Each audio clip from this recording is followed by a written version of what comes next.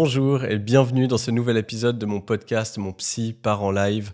Je suis Julien Borloo, psychologue à Lausanne et aujourd'hui on va discuter de comment faire pour arrêter d'être impressionné par le statut social des gens, comment faire pour être à l'aise face à des personnes importantes. Et oui, j'ai fait un geste de vieux en mimant des guillemets avec mes doigts.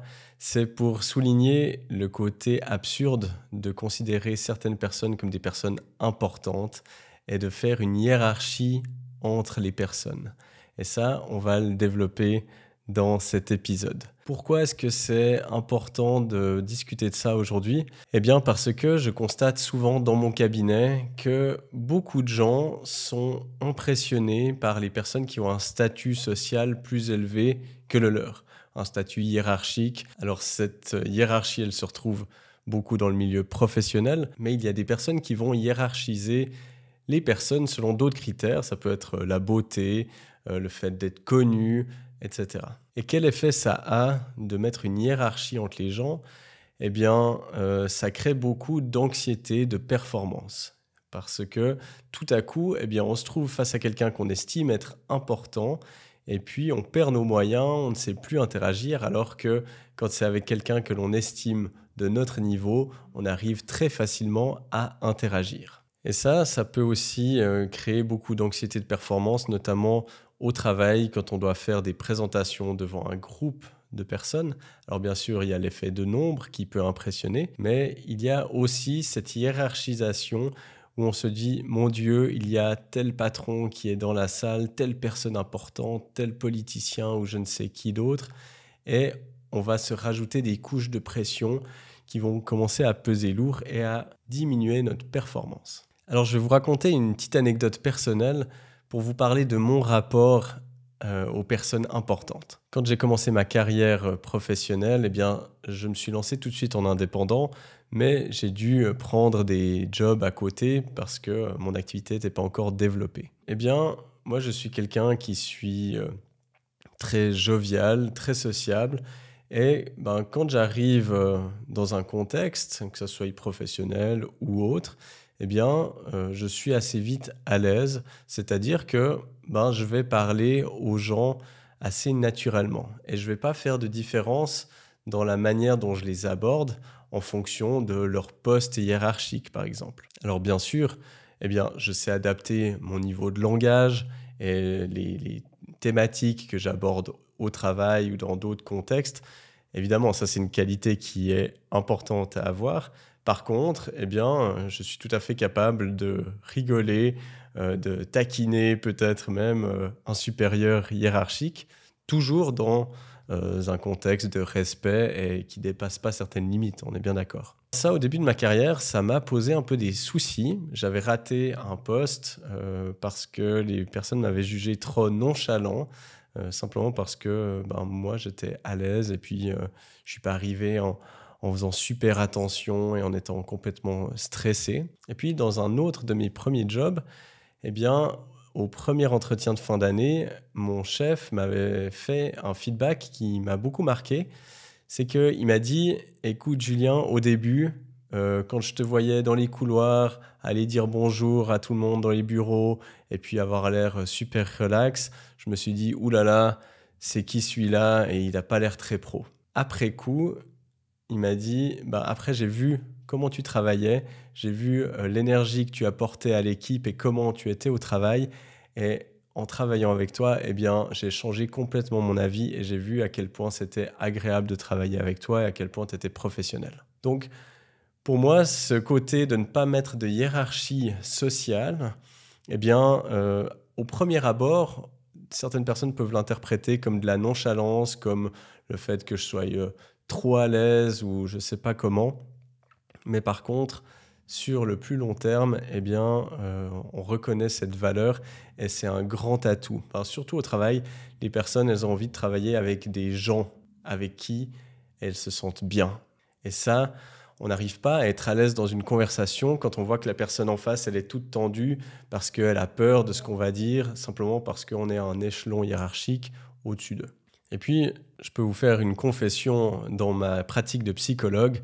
Eh bien, je travaille avec vraiment tout type de public. Ça veut dire que j'ai des personnes qui touchent le social ou qui sont à l'assurance invalidité, donc qui ont des revenus très très bas et qui, d'un point de vue sociétal, si on a une hiérarchie sociale au niveau du statut et du salaire, eh bien, elle serait plutôt en bas de cette hiérarchie. Et puis, je coach également des personnes qui sont multimillionnaires, qui ont des grosses entreprises et qui, à nouveau, toujours selon cette hiérarchie, se trouveraient tout en haut. Eh bien, je les aborde de la même manière, avec le même respect, avec la même attitude. Et je peux vous dire qu'il n'y a pas de différence entre ces personnes.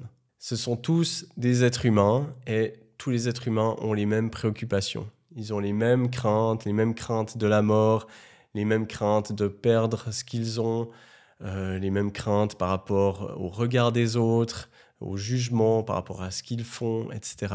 Donc, je peux vous assurer, les conditions de vie changent autour des êtres humains, mais les êtres humains, eux, restent toujours les mêmes et il n'y a aucune raison de faire une hiérarchie entre eux parce que notre valeur, elle est inconditionnelle.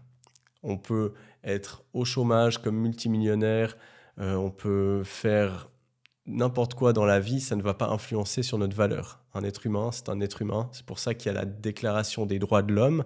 Eh bien, dans cette déclaration, tout le monde est égaux. Il n'y a pas de distinction en fonction de l'ethnie, en fonction de l'origine, de la langue, du genre, du sexe, de ta déclaration d'impôt.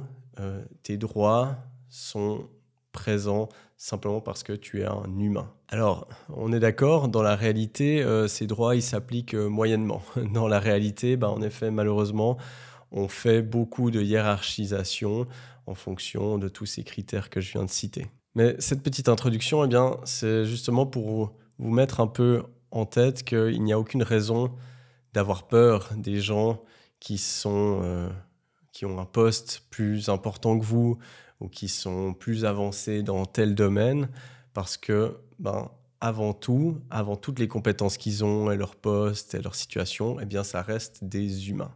Et donc, je vais vous donner quelques conseils pour vous aider à avoir moins de pression, moins peur lorsque vous vous trouvez face à une personne importante, entre guillemets. Des exercices qui peuvent être extrêmement pratiques et qui vont vous permettre simplement de changer votre vision par rapport à ces personnes qui vous impressionnent. Et ça peut valoir par rapport à un supérieur hiérarchique au boulot, mais ça peut valoir aussi dans le monde de la séduction, par exemple. Lorsque vous voyez une femme ou un homme que vous trouvez extrêmement belle et où vous vous dites, on se l'est tous dit au moins une fois, « Ah mais elle est beaucoup trop belle pour moi », eh bien voilà, le fait d'avoir des outils mentaux pour faire descendre cette personne de son piédestal et la ramener à son niveau d'être humain, eh bien ça va vous permettre d'oser aller l'aborder, par exemple, et d'oser parler à la personne que vous appréciez.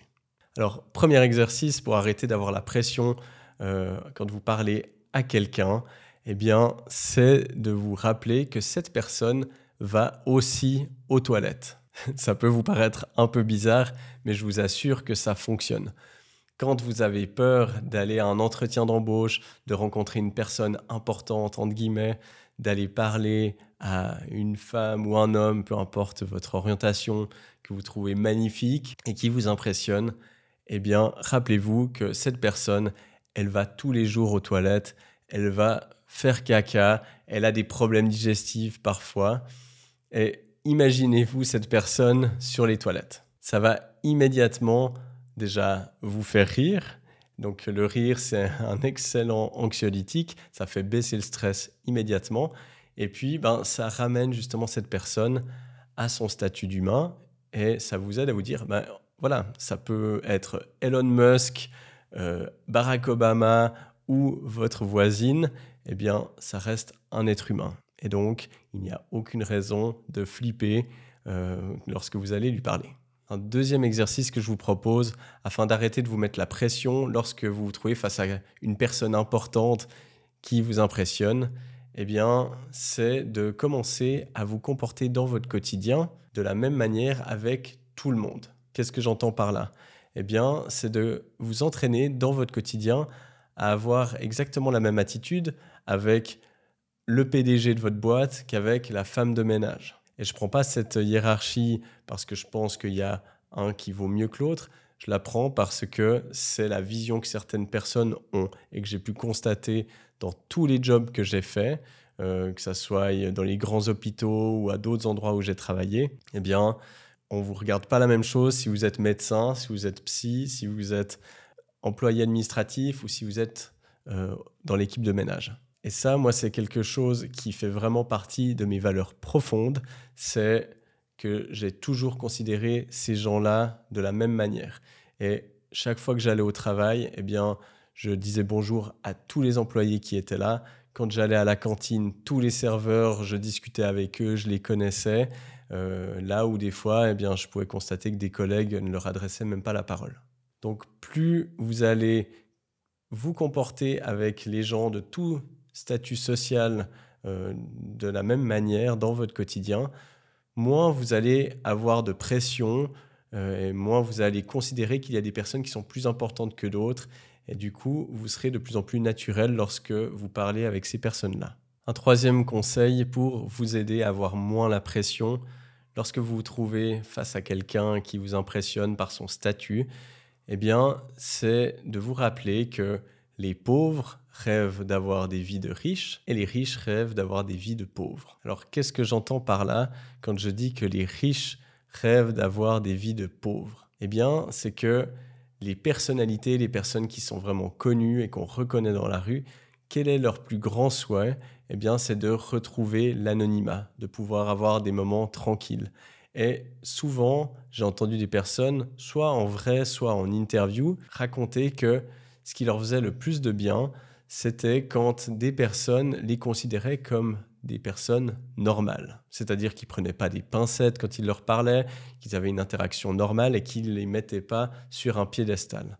Et donc, de vous rappeler de ça, eh bien, ça peut vous aider aussi lorsque vous êtes face à quelqu'un qui est connu, qui a un statut social élevé, de vous dire, en fait, en considérant cette personne comme tout à fait normale et banale, entre guillemets, eh bien, ça va lui offrir un moment agréable parce que cette personne, elle va se sentir considérée comme ce qu'elle est et pas pour son statut, mais considérée comme une personne, comme un humain qui a des qualités, qui a des défauts, qui a des peurs, qui a des projets. Et ça va vraiment créer une belle connexion. Et je vous assure que cette personne-là, elle se rappellera de vous parce que vous aurez agi différemment de toutes les autres personnes qui auront fait des courbettes et qui auront pris beaucoup de pincettes pour être sûr de ne pas les froisser.